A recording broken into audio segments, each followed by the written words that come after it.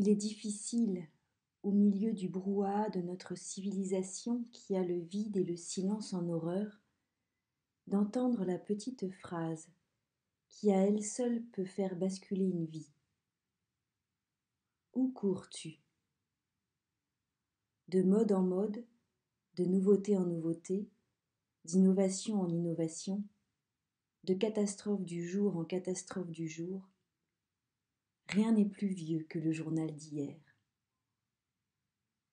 Nous voilà fouettés en avant comme des cerceaux. Slogans, rythmes, musique de fond, logorée sournoise d'une radio toujours branchée, cris, appels nous incitant à courir plus vite, à laisser derrière nous les tombereaux de déchets, d'immondices que nous produisons sans répit.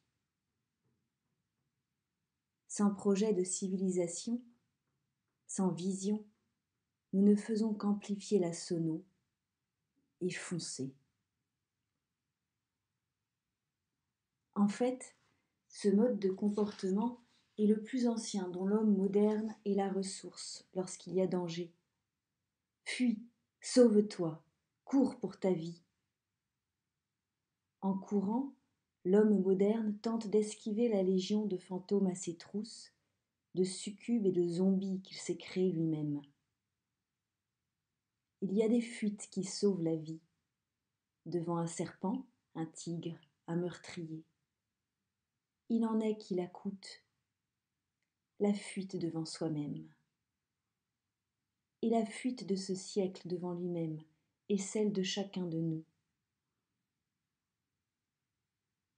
Comment suspendre cette cavalcade forcée, sinon en commençant par nous, en considérant l'enclave de notre existence comme le microcosme du destin collectif?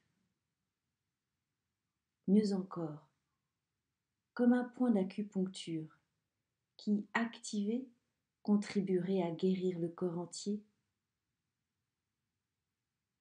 Je serais encore en cavale si, au milieu d'une crise profonde, la petite question n'avait pas atteint mon oreille. Où cours-tu? C'était la voix d'une femme, et si je la nomme chaque fois que j'évoque cette période, c'est par devoir d'honneur. Il est essentiel de prendre soin de ce ciel en nous, invisible aux autres, de ce sanctuaire que la vie nous a édifié et que peuplent tous les intercesseurs, les messagers, ceux qui, de façon multiple, nous ont inspirés, conduits vers le meilleur de nous-mêmes. Honorer notre dette envers eux est la première, peut-être aussi l'ultime obligation. L'esprit ne nous rencontre jamais sous cellophane. Il y a toujours un visage, un son de voix, un nom, une odeur. Il passe de regard en regard, de sourire en sourire. Où cours-tu? La suite de la phrase d'Angelius Silesius.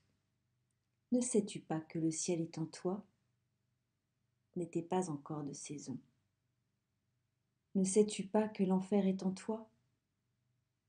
Est, hélas, la première version du message. Il me fallait d'abord entendre qu'il était tout à fait inutile de courir si vite, puisque ce que je fuyais était déjà soigneusement cousu dans ma peau.